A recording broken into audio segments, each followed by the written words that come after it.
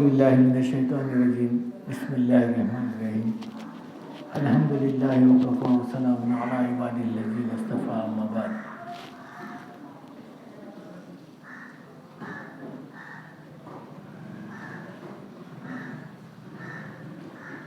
حضرات صحابہ کرام رضی اللہ تعالیٰ اجمعین نے حضور اکرم صلی اللہ علیہ وسلم سے ایک مرتبہ یہ دریافت فرمایا،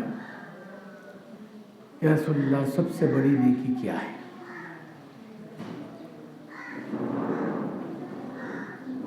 صحابہ کرام رضی اللہ تعالیٰ اجمعین کے ذہن میں ہو سکتا تھا بات ہوگی سب سے بڑی نیکی چونکہ نماز ہے، روزہ ہے، زکوٰۃ ہے، حج ہے۔ اللہ کے رسول صلی اللہ علیہ وسلم کے سامنے صحابہ کرام رضی اللہ عنہ اجمعین کچھ ایسی باتیں کرتے رہے، لیکن اللہ کے رسول نے فرمایا سب سے بڑی نیکی آپس کا جوڑ ہے۔ نماز، روزہ، زکوٰۃ، حج یہ اپنے وقت پہ اپنے جگہ پر اچھی چیزیں تو ہیں، کہ سب سے جو بڑی نیکی ہے، سب سے اہم نیکی ہے، اللہ کو پسندیدہ جو نیکی ہے وہ آپس کا جوڑ ہے۔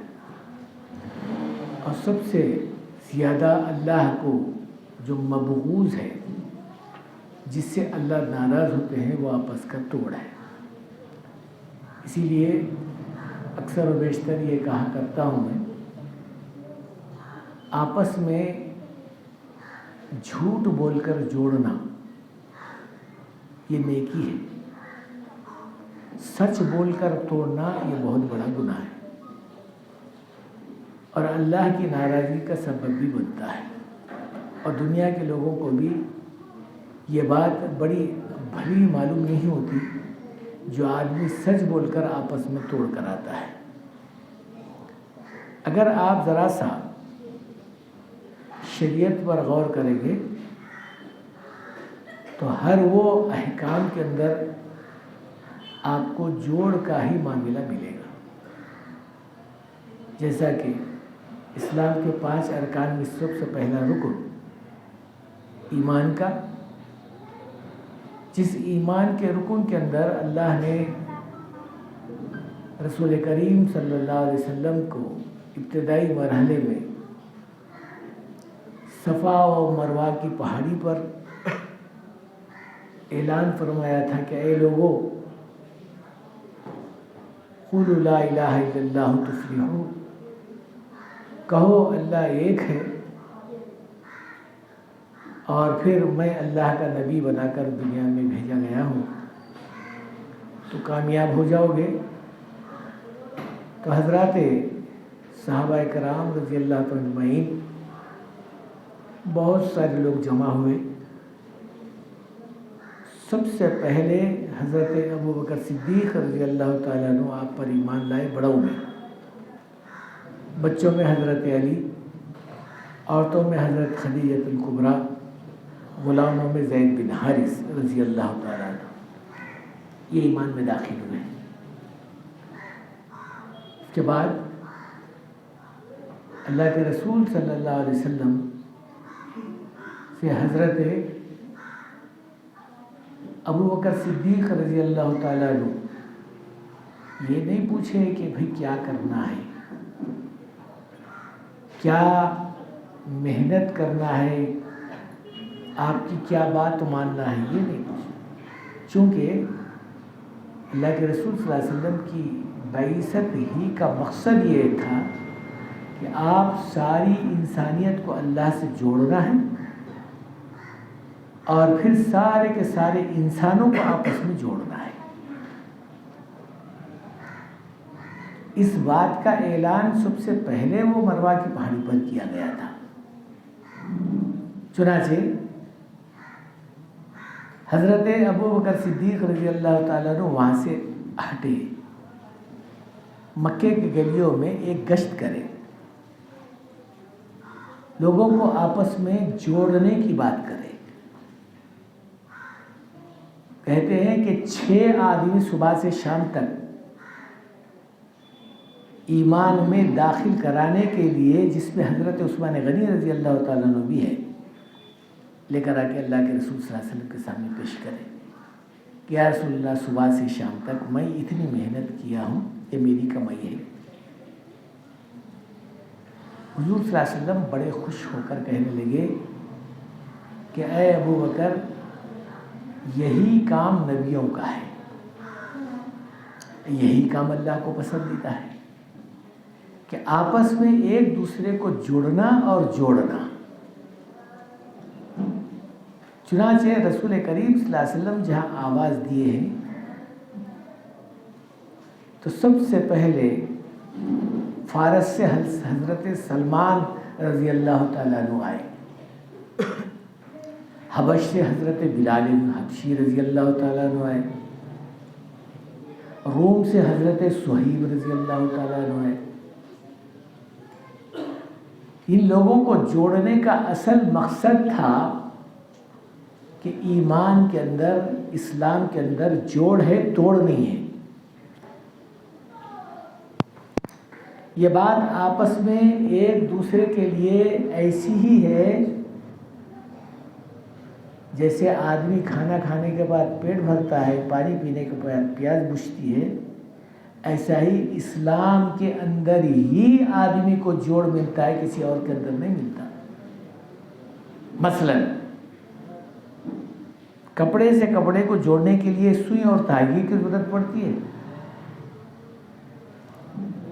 لوہے سے لوہے کو جوڑنے کے لیے سالڈر اور ویلڈنگ کی ضرورت پڑتی ہے، اینٹ سے اینٹ جوڑنے، پتھر سے پتھر جوڑنے کے لیے سیمنٹ اور گارے کی ضرورت پڑتی ہے۔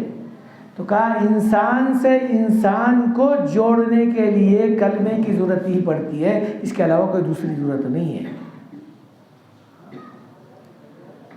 چاہے آدمی کتنی ہی محنت کر لے، کوشش کر لے، پیسے خرچ کر دے، نیچے اوپر ساری چیزوں کو ایک کر دے، جوڑ تبھی پیدا ہوگا جب اسلام کے اندر داخل ہو جائے گا، ایمان کے اندر داخل ہو جائے گا۔ یہ بات الگ ہے کہ آپ بولیں گے کہ مسلمانوں میں جوڑ ہے، غیروں میں جوڑ کیوں نہیں ہے؟ ہم یہ نہیں کہتے کہ غیروں میں جوڑ نہیں ہے۔ غیر اپنے آپ کو جوڑ کر مسلمانوں کو توڑنے کی جو فکر آج کر رہے ہیں، یہ ہمارے ایمان والے اور مسلمانوں کی کمزوری ہے کہ ہم اپنے ایمان پر قائم نہیں ہیں، ہم اپنے کلمے پر قائم نہیں ہیں۔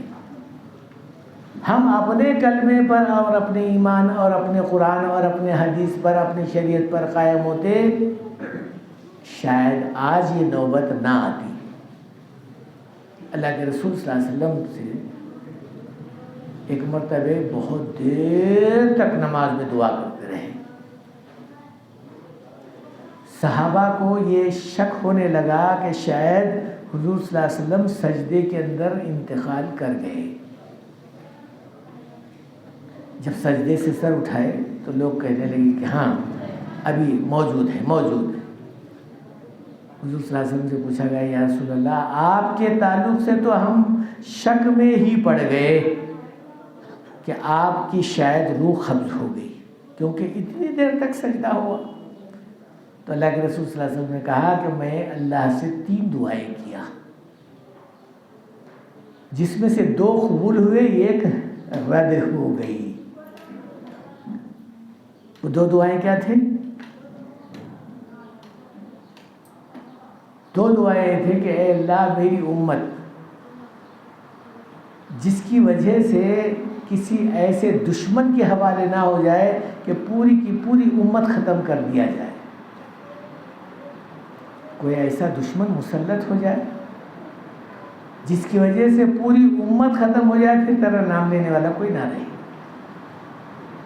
یہ دعا حضور صلی اللہ علیہ وسلم جنگ بدر میں بھی کیے تھے، جنگ احد میں بھی کیے تھے۔ تو اللہ نے کہا کہ ایسا نہیں ہوگا، پوری امت ختم نہیں ہوگی۔ دوسری دعا اے اللہ ایسی بیماری نہ لا جس کی وجہ سے پوری کی پوری امت کا معاملہ ہی خاتمہ پر ہو جائے گا، جیسا پلیگ ہوتا ہے، چیچک ہوتا ہے، یا حیضہ ہو، کچھ بیماریاں ایسی ہوتی ہیں کہ جس کی بیماری کی وجہ سے خاندان کے خاندان پیڑھے کی پیڑھیاں نکل جاتی ہیں، ایسی بیماری کی وجہ سے کہ وہ امت پوری کی پوری ختم ہو جائے اور پھر معاملہ ختم، ایمان والے ختم ہو جائے۔ تو اللہ نے کہا نہیں، ایسا بھی نہیں ہوگا۔ تو یہ دعا بھی اللہ کے رسول صلی اللہ علیہ وسلم کی قبول ہوگی۔ اب تیسری دعا جو رد کی گئی وہ کیا ہے کہ اے اللہ آپس میں مسلمانوں میں اتحاد پیدا فرما، یہ دعا اللہ کی رد ہوگی، یہ قبول نہیں۔ اس لیے آج ہمارے اندر فرقہ واریہ کہیں اور کہیں ذاتیں ہیں، کیا دنیا میں پنپنے کی یہی باتیں ہیں؟ اگر میں یوں کہوں تو بیجا نہیں ہے۔ آج ہمارے اندر کتنے فرقے، کتنے پارٹیاں، کتنے جو ہے آپس کے جو ہے تکراریں اور کتنے آپس کے جو ہے خلیشات ہمارے اندر موجود ہیں، یہ اللہ ہی جانتے ہیں۔ کوئی ہے، کوئی بیچارہ نہیں معلوم کدھر کدھر، میرا عقیدہ الگ ہے تو اس کا عقیدہ الگ ہے، اس کا عقیدہ الگ ہے، اس کا۔ ارے بھائی عقیدے اپنے اپنے جگہ پر ہیں، لیکن کلمہ تو ایک ہے، قرآن تو ایک ہے حرم پاک، اللہ بھی ایک، قرآن بھی ایک، دین بھی ایک، ایمان بھی ایک۔ کیا بڑی بات تھی ہوتے جو مسلمان بھی ایک، لیکن ایسا نہیں ہے۔ آج حالات کے اعتبار سے آج ہم لوگوں کے اندر جو آپس کے تکراروں اور آپس کے دوریوں کا جو معاملہ ہوا ہے، اس دوریوں کا فائدہ اغیار اٹھا رہے ہیں کہ ان کو دور کرنے کا جو معاملہ پہلے سے تو چل رہا ہے، اور ان کو اور دور کر دیا جائے تو ان کے اتحاد کو ختم کر دیا جائے۔ لکڑیاں جب اکٹھی ہوتی ہیں تو ٹوٹنا مشکل ہوتا ہے، ایک ایک کو آسانی کے ساتھ توڑ سکتے ہیں۔ ہم میں آج اتحاد نہ ہونا گویا اس بات کا ثبوت ہے کہ ہمارے اندر ٹوٹنے کا آسانی کے ساتھ میں معاملہ چل رہا ہے۔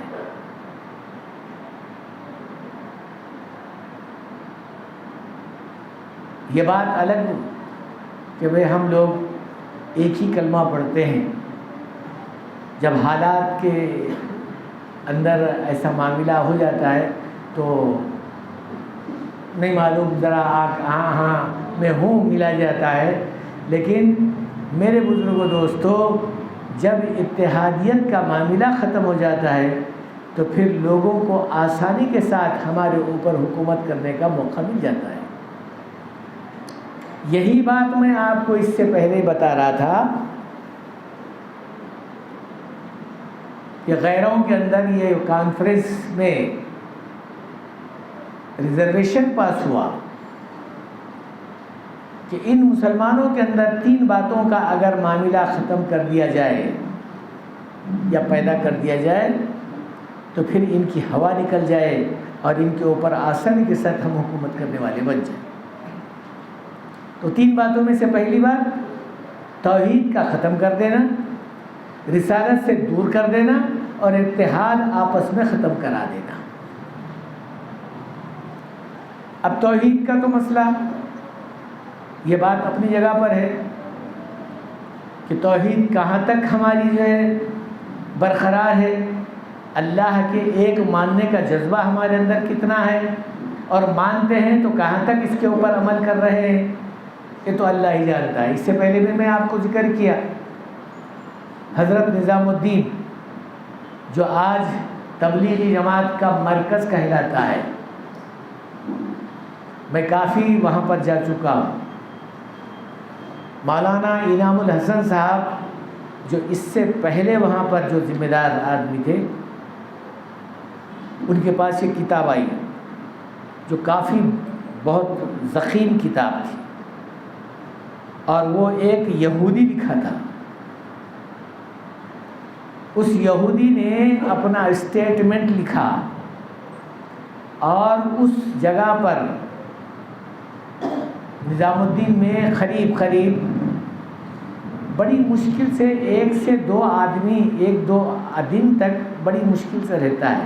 اس کا جائزہ لیا جاتا ہے کہ کہاں سے آیا، کائی کو آیا، کیا کرنے کو آیا، ساری باتوں کو جو ہے جائزہ لے کر اس کو پھر جماعت میں بھیجایا جاتا ہے. لیکن وہ آدمی 6 مہینے تک رہا، پتہ ہی نہیں چلا کسی کو، 6 مہینے تک، اور پوری باتیں لکھا اس نے. کون سی جگہ پر کیا باتیں ہوتی ہیں، کون کیا باتیں کرتا ہے، کون کیا تقریر کرتا ہے، ساری باتیں لکھ دیا. اور 1 نہیں 2 نہیں 6 مہینے. اور پورا لکھنے کے بعد میں اپنا نیچے اسٹیٹمنٹ لکھا ہے، اپنا خیال بولتے اسے لکھ کر کہا آپ حکومت کو یہ جو ہے اطلاع دے رہا ہے، اے حکومت والو، یہ تبلیغی جماعت والوں میں نہ زمین کی بات ہوتی ہے نہ آسمان کی بات ہوتی ہے،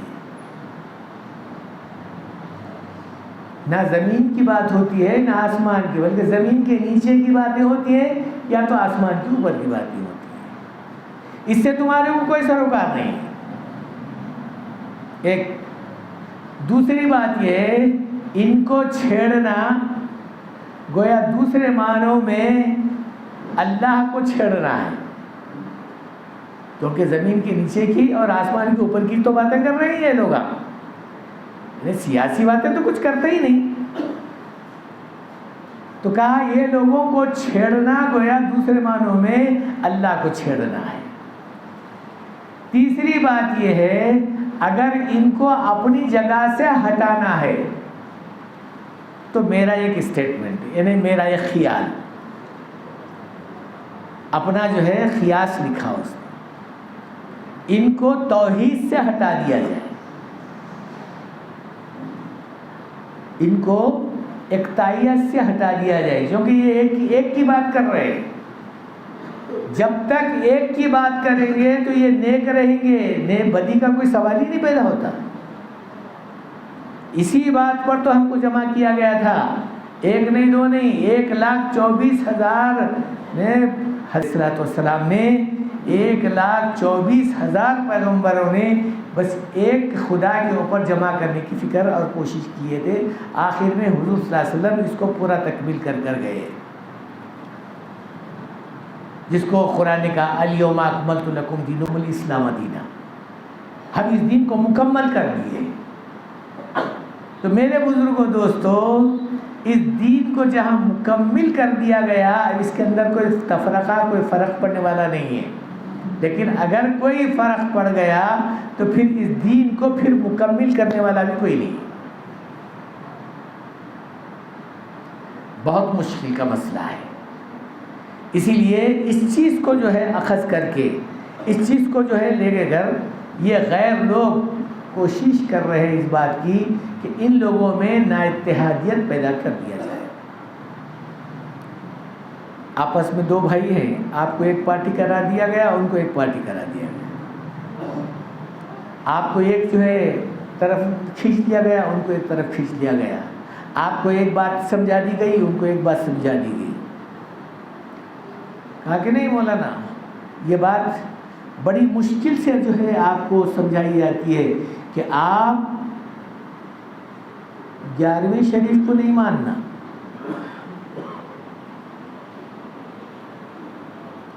دوسرے کو بتا دے 11ویں کرنا تو بالکل غلط بات ہے.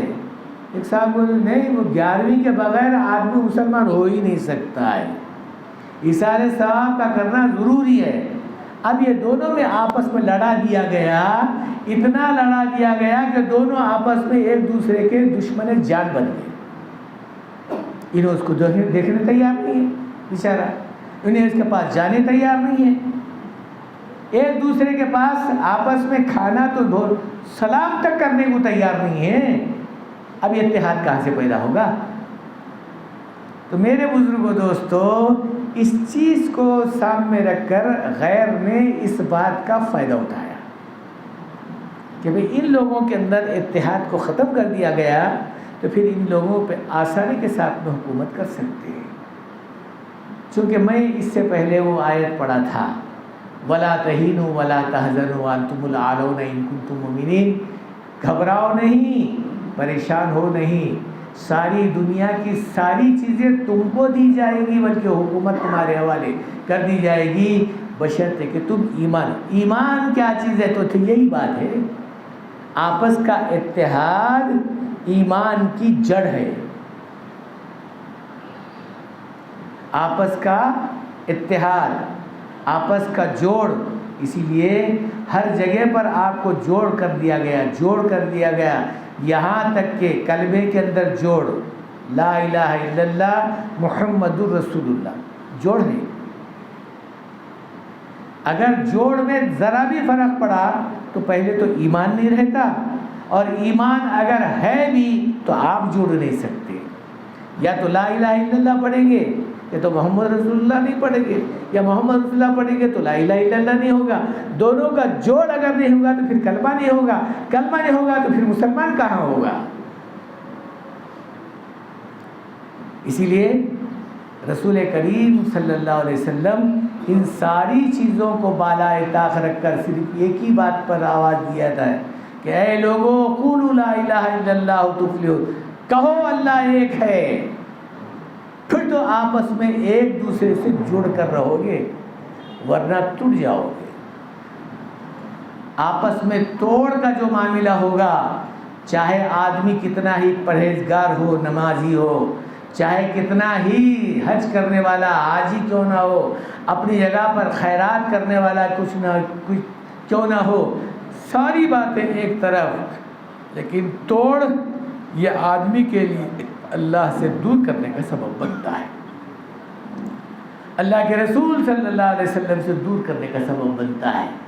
اسی لیے اللہ کے رسول صلی اللہ علیہ وسلم نے فرمایا سب سے بہترین نیکی، سب سے بڑی نیکی وہ آپس کا جوڑ ہے.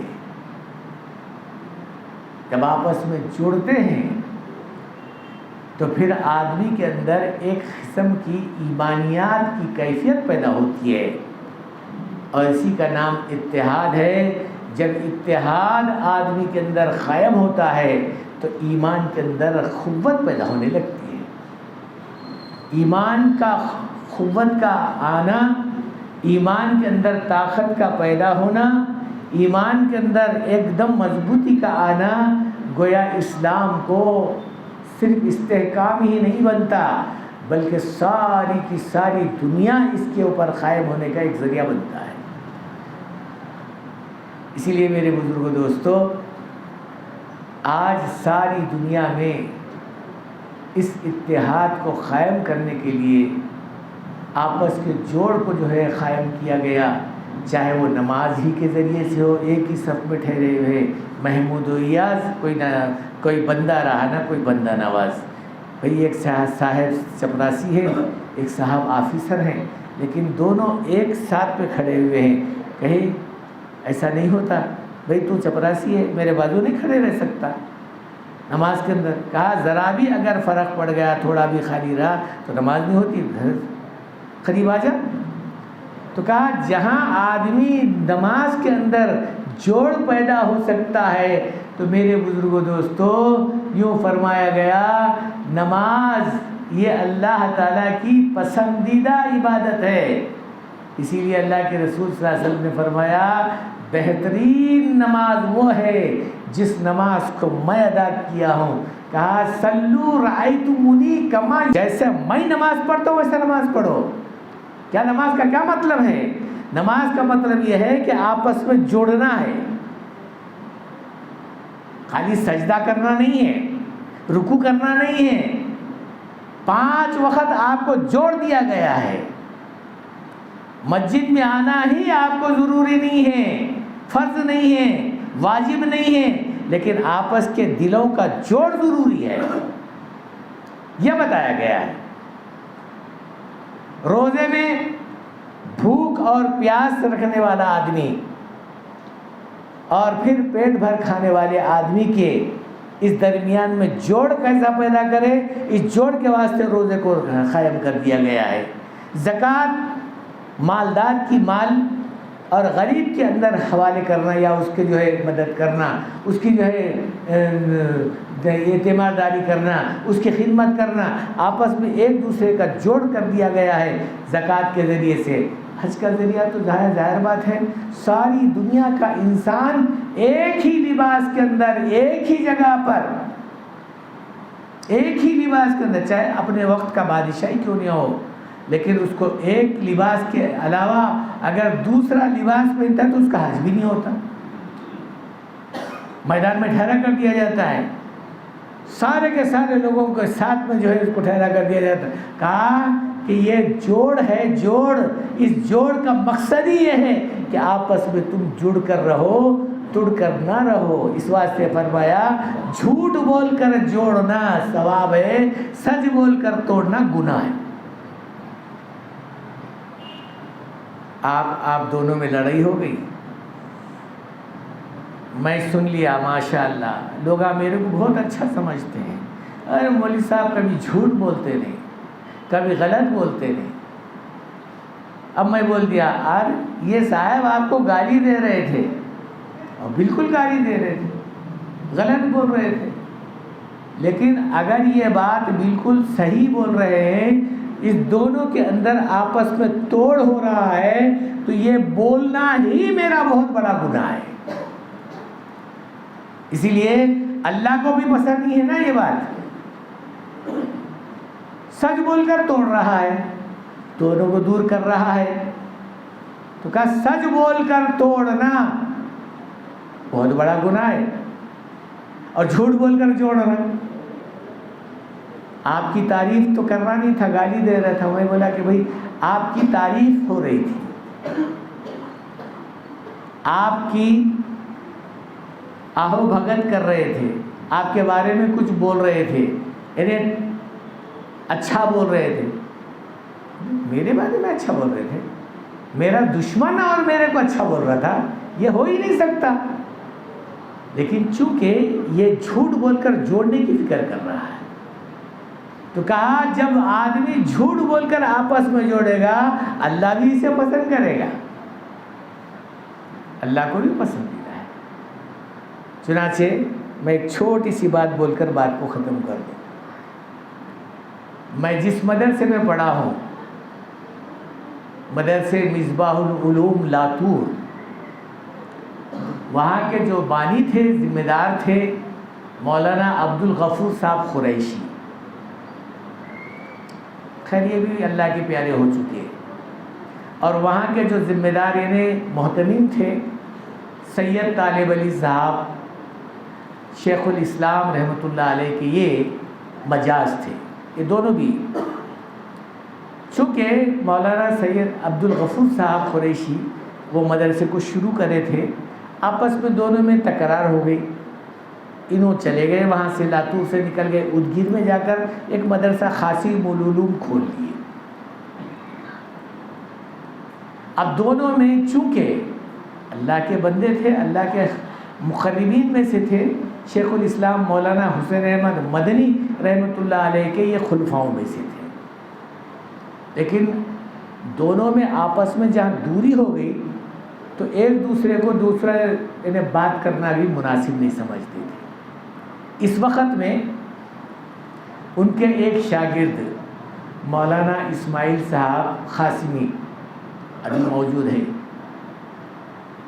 میں وہیں پر تھا، کہنے لگے میں جب مولانا عبدالغفور صاحب کے پاس پہنچا ادگیر کو، تو ان کی حالت بالکل ابتر تھی، یعنی بالکل بیمار تھے، بہت فریش تھے، یعنی بستر پر پڑے ہوئے تھے۔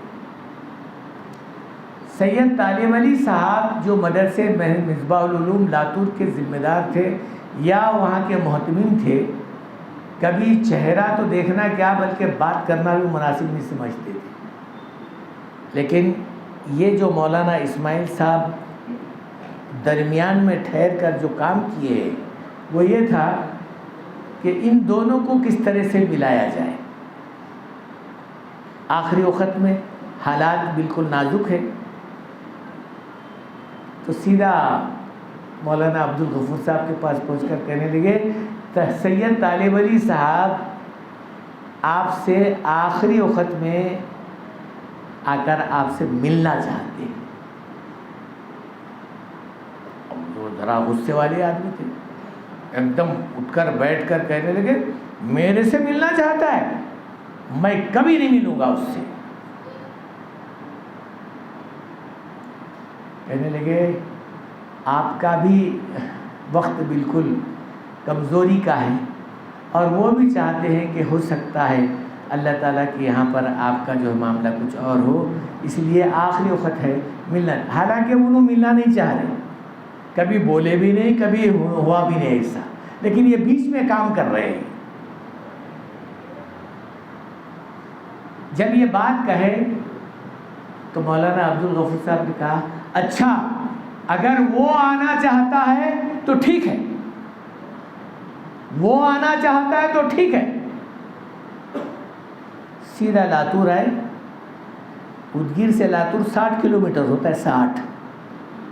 آ کر کہنے لگے حضرت مولانا عبدالغفور صاحب کے پاس میں پہنچا تھا اور بہت ہی زیادہ آہوزاری کا معاملہ کر رہے تھے کہ آخری وقت ہے میرا, میں اپنے ایک دوست سے بہت دور ہو گیا, آج نہیں معلوم اللہ میاں کس وقت میں کیا میرے ساتھ میں ہونے والا ہے. اگر میں نکل گیا تو پھر میں اللہ کے پاس پوچھنے کا ایک ذریعہ بن جاؤں گا. اسی لیے میں چاہتا ہوں کہ طالب علی سے ملاقات کروں, لیکن میرے اندر اتنی طاقت نہیں ہے کہ میں چل کر جا کر اس سے جا کر مل سکوں. یہ بات جیسا ہی طالب علی صاحب کے سامنے بات آئی, طالب علی صاحب کہنے لگے یہ بات عبدالغفور صاحب بولے؟ جی ہاں یہ بات بولے. اب چونکہ یہ شاگرد ہے, مولانا اسماعیل صاحب شاگرد ہے, میرے استاد بھی ہے. چنانچہ سید طالب علی صاحب تیار ہو گئے, کہا اچھا جب یہ بات مولانا عبدالغفور صاحب بول رہے ہیں تو پھر میں جاؤں گا ان سے ملاقات کروں. تب یہ تیار ہو گئے. اب یہاں سے جہاں تیار ہوئے تو فوراً یہ اپنا پہلے سفر کر کر مولانا عبدالغفور صاحب کے پاس پہنچ کر کہنے لگے سید طالب علی صاحب اب سے ملاقات کرنے کے لیے آ رہے ہیں. اب ان کے ساتھ کچھ لوگ بھی تھے. بہرحال ماشاء اللہ حالت یہ ہوئی کہ مہاراشٹر کے 2 بزرگوں میں اللہ میاں اتنا جوڑ پیدا کر دیا تھا کہ سارے کے سارے علاقے کے لوگ ان کو مانتے تھے بھی اور چاہتے تھے. جس وقت میں مولانا سید طالب علی صاحب قاسم العلوم ادگیر کو پہنچے تو چونکہ پیروں کے اندر طاقت نہیں تھی مولانا عبدالغفور صاحب کے اٹھ کر وہ آئے. 2 آدمیوں کے سارے ایسا اٹھ کر دروازے تک آ کر کہا کہ کہاں ہے وہ طالب علی صاحب جو میرے سے ملنے کے لیے آیا ہے. جب اٹھ کر گئے تو سامنے ٹھہرے ہوئے, ملاقات ہوئی. یعنی زار و خطار آپس میں آنسو بھی نکل گئے بیچاروں. تو یہ منظر جہاں دیکھا گیا تو کافی تعداد میں لوگوں کے آنکھوں سے آنسو نکل گئے کہ بھئی 2 مہاراشٹر کے بزرگ آج اللہ میاں ان کو ملا دیا ہے, آپس میں ایک دوسرے کے جوڑ مل گئے ہیں. تو میرے بزرگوں دوستو, جس وقت میں مولانا سید عبدالغفور صاحب کا انتقال ہوا حیدرآباد میں یوسف گوڑا میں, جس وقت میں انتقال ہو رہا تھا کہنے لگے میرے جنازے کی نماز سید طالب علی پڑھائے گا. حالانکہ ایک دوسرے کو دیکھنا مشکل, اتنا دشمنی کا معاملہ, لیکن جس وقت میں ان کی روح قبض ہونے والی ہے کہا کہ میری جنازے کی نماز وہ پڑھائے گا. حالانکہ پورے کے پورے بیٹے ان کے عالمہ ہیں, حافظہ ہیں, قاریہ ہیں, مدرسے چلاتے ہیں ادگیر میں. تو میرے بزرگوں دوستو, جب آپس کا جوڑ ہوا ہے تو سارا کا سارا منظر کچھ عجیب اور غریب.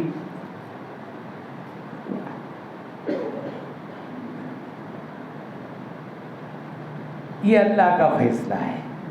اسی لیے میں کہتا ہوں آپس میں جھوٹ بول کر جوڑو, سچ بول کر مت توڑو. سچ بول کر توڑنا یہ اللہ کو پسند نہیں ہے, جھوٹ بول کر جوڑنا یہ اللہ کو پسند ہے۔ اسی لیے میرے بزرگ دوستو، جہاں آپس میں ہم دور دور ہیں، نہ کرے کہ اللہ ہم کو کہیں دور کر دے۔